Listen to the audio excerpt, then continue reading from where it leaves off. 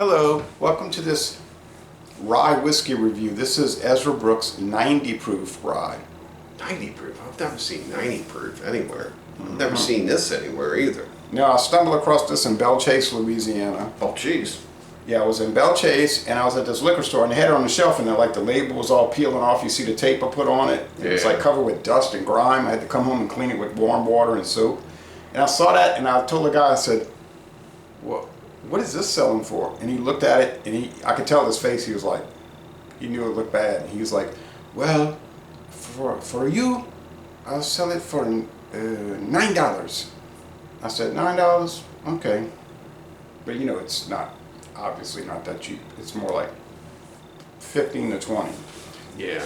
This one has been kind of like pushed aside by the company. They still make it, but I think it's mostly for export now. Because if you go to Walmart, they'll have this rye, but it'll be the 7-year, Ezra Brooks 7-year, or the regular 99 proof rye. You've probably seen the Ezra Brooks 99? I have, and I have the regular Ezra Brooks 99 at the house, not the rye. So, what is the... real cork. It's got a real cork. Okay. So, what is the aging on this? What is the age statement on this? If you look on the back of the bottle, it tells you. And in fact, it'll tell you some more things about it.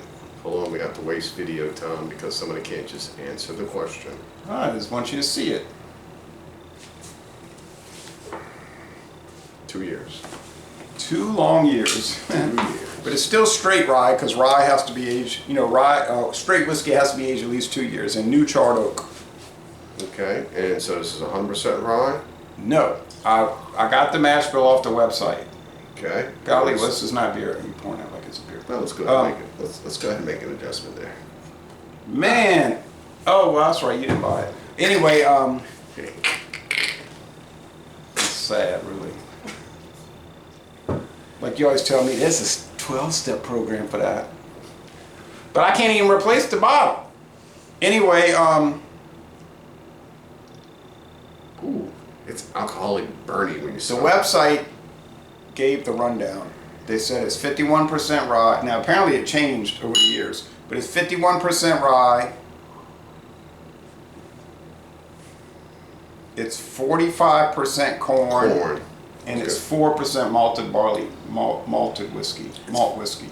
It's very sweet. It's got that sweet corn flavor to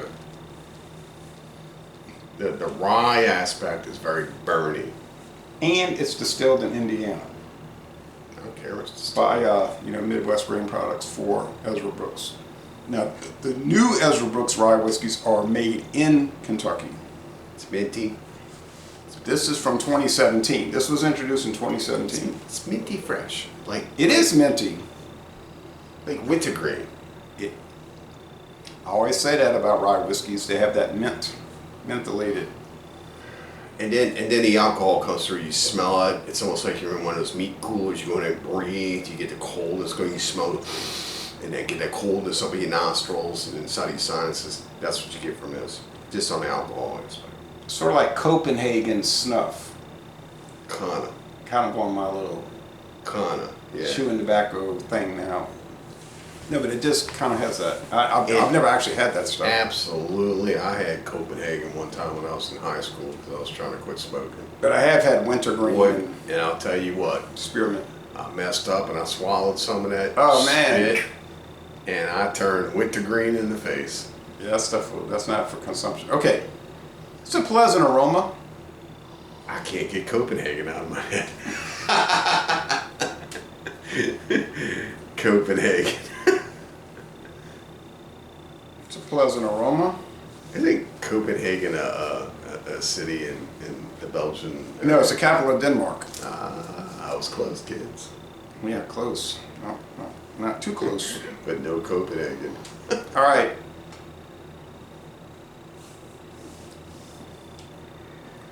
Taste is very minty. Get rye. If you get rye bread at the store, it's going to taste minty. It's corny, man. It is corny. Well, it's 45% corn. Yeah. Now, I don't know what the malted barley is going to bring in. It's only 4%, but I guess that might give a little breadiness. Hey, You know? remember when I found out it was that Canadian club that was 100% rye? Yes. Yeah, that was good stuff. And then you said, oh, it's too sweet. Oh, I think I gave it a good score. I'm going to buy that one day. I'm planning to buy that one day, but I just stumbled across Good this. luck on trying to find it anywhere. I know where to find it. I think Dornax has it. I stumbled across this, and for the price, I had to buy it, you know. Quista Paces sells it. And but if you get on their website, they're talking about how it's kind of for export only. Okay, they don't make the blended whiskey anymore. That's one I wanted to find. This tastes like a mixer to me. And I'm only saying it because it's very corn forward, which matches well with mixers. I mean, no matter what concoction a bartender would dream up, I would say that this is. So for like making a Sazerac or what do they call a sidecar? I don't know. I don't drink all those cocktails. I think they use rye It's whiskey either in a on the Sazerac. rice or it's mixed with water. Yeah. Sidecar is brandy, right? Yeah. Okay. I think some Manhattans use rye whiskey. Anyway, I think it's very pleasant. It's got a You know, you medium might ask body. Claude or maybe Michael or I think Claude and Elbow are the two biggest into the cocktails. what about James? James might know. He doesn't really deal with cocktails. He just likes to find exotic liquors, you know, like from Haiti or the Dominican Republic, like off the beaten path liquors, which he does find in New Jersey. He's right across the river from New York City. You think John would know? No, he doesn't deal with too many cocktails.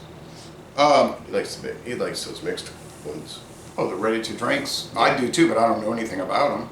Okay, so how do you score this one?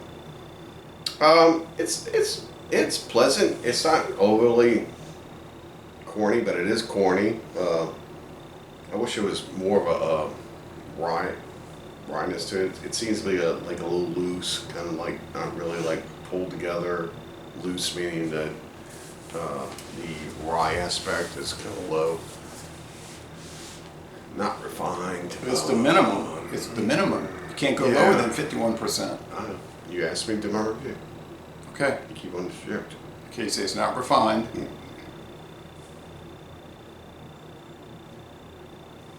It's very sweet. It's also hot. So I'm gonna give this a C. I'm gonna give this like a 72. C minus. Oh, wow, yowza. Maybe that's why they don't make it anymore. Maybe people like you tasted it and they decided that, well, that's why they don't make it too much anymore, I should say. And plus the whole Copenhagen thing, it's like stuck to my brain. And yeah, every time I drink it, all I'm thinking about is Copenhagen snuff. And Just snuff. It tastes like Copenhagen snuff. I have not had the 99 proof. That's the one you see everywhere now. 99. And I have not had the 7 year. Waiting so long. They got you haven't seen Oh, 99. Yeah, you haven't seen Old Ezra. They call it Old Ezra 7 year straight rye.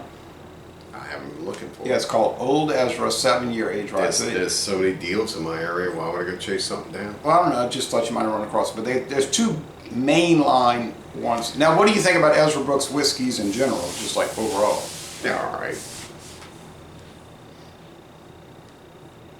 All right, but you're not like.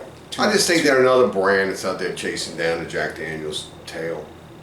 You know, they seem to be that lower end of goodness, and there's a reason why they aren't sold that much, and a reason why there wasn't just not like a real big call for them. Yeah, I was looking at some old advertisements for Ezra Brooks back in the 1960s, and they were saying it's time for number 7 to move on over, and they were showing Ezra Brooks.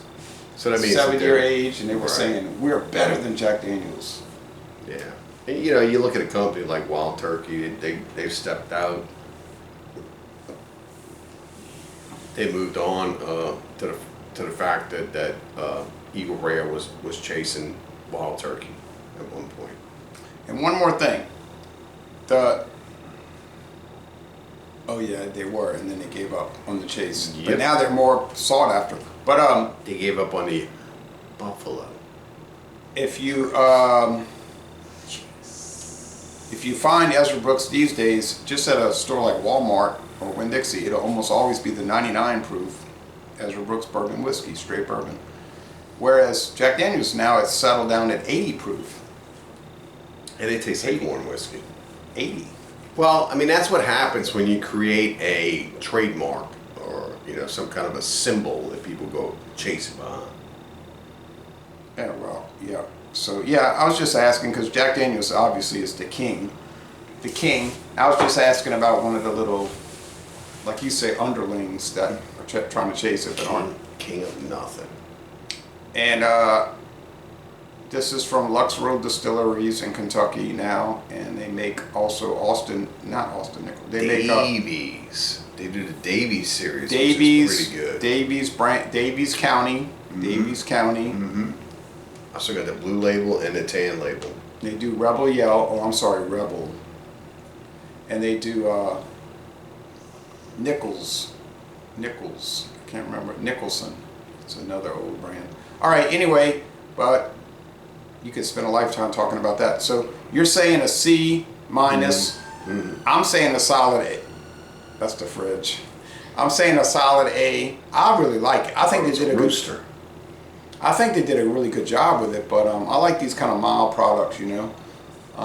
I think this will go right up there with the Jack Daniel's Tennessee Rye and the Jim Beam pre-Prohibition Rye. Yeah. If you like this, and if you like brushing your teeth with wintergreen toothpaste, you'll love it. Yep. Enjoy. Okay, thank you. And so, Lazy Lay, Bon Temps Relay, and we're going to end this review by saying y'all go to Indiana and take Lawrenceburg, Indiana, and take a distillery tour, or go to Bardstown, Kentucky, and take a Luxco distillery tour. Thank you. Happy trails.